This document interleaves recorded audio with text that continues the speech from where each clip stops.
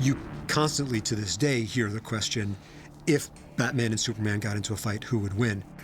Until getting into Miller's head writing this adaptation, I always argued that it was Superman. One of these guys can just flick him with his finger and the other one can't. I never, for a moment, since the first day I read comic books, ever believed Superman would beat Batman in a battle. Batman is the superhero with no superpowers, and he can outthink any of his foes. It's their world and they won't stand for you anymore. If it isn't me, it'll just be someone else. Really? Who do they send after you? Superman is hard to write for. He's hard to come up with threats for. It's hard to make him feel human. He was just a Boy Scout.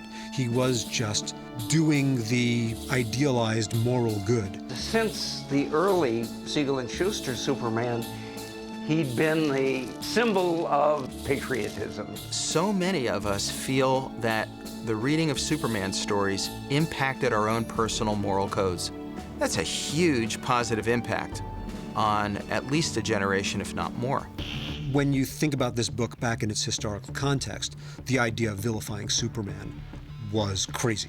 Superman kills more people than Joker in this story, certainly, and implied in the fact that he is the war machine of the president, but he gets to sleep at night because he's been given permission to do it. It's certainly worth asking whether he's really the champion of the people when he's causing all of these problems at the same time. He's the only superhero in the DC universe who is allowed to continue to fight evil. All the rest of them have been put out of commission, including Batman. They're using his name. He could at least release a clear statement against what they're doing. The Batman doesn't exactly come out with statements to the press. No, he can't, because he's an outlaw. At a climactic point in the story, Ronald Reagan says, okay, you have to go take care of this Batman guy now because he's a problem. And, you know, Superman doesn't just go out and just like, I mean, he could just go out there with one blast of heat vision. Batman would just be a stain.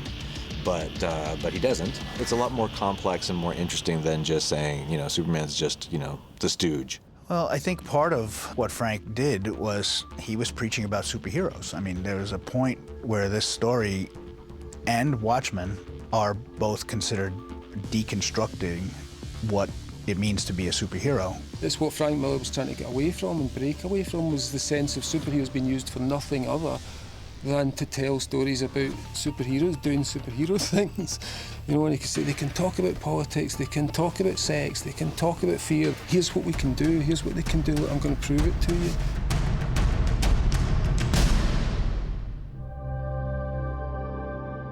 In terms of stories from antiquity, heroic characters that we would associate with figures like Batman, Superman, the one thing that immediately jumps to mind is the conflict between Zeus, the king of gods, and Prometheus.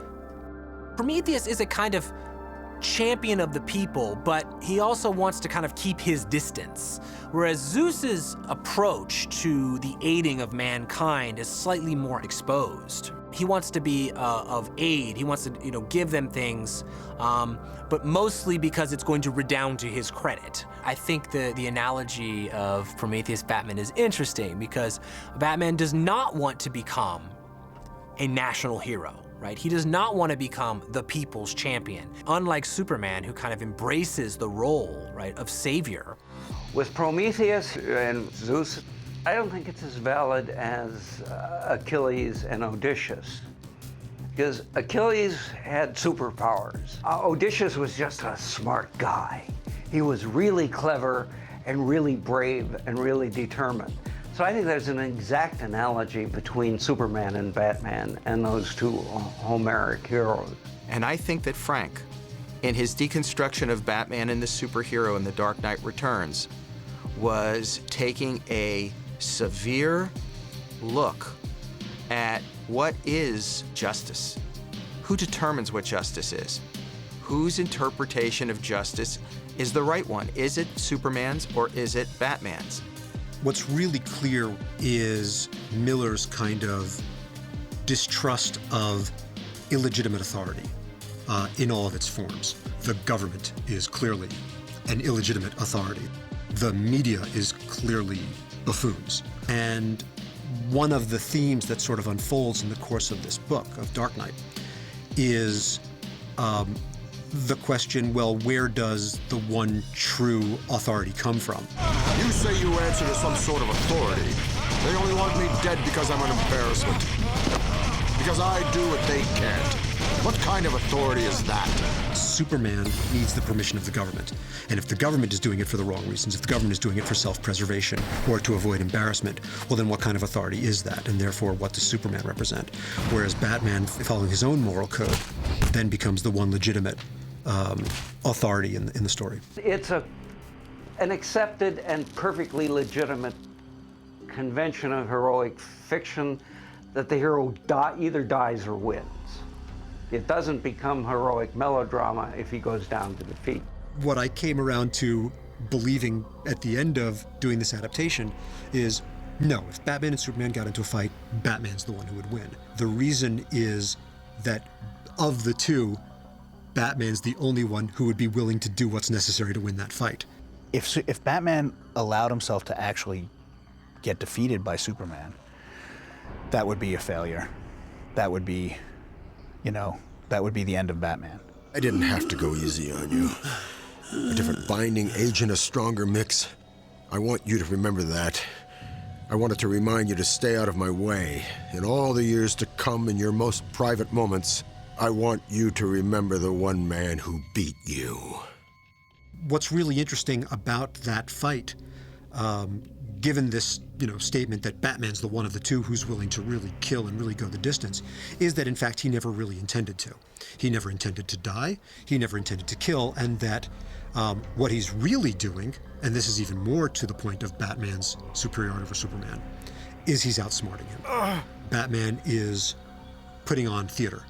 He's faking his death, all as part of giving Superman the cover story necessary. The whole fight was staged. The whole fight was there for Reagan and friends to see, and it wasn't the ultimate fight because they didn't really mean it. Basically, the message of that whole fight that Batman leaves Superman with is everything will be better off if we just stay out of each other's way. So I'm going to do this new version of my work that's going to give you the out to not have to mess with me, and I won't mess with you, and we'll be okay. The bottom line is that Superman's in on the outcome. He knows that Batman's not dead. He knows that the fight isn't going to have a conclusion. Superman's in on helping Batman set up the future. He may be fine with letting Ronald Reagan think he killed Batman, but he found a way to be Superman at the end of the story.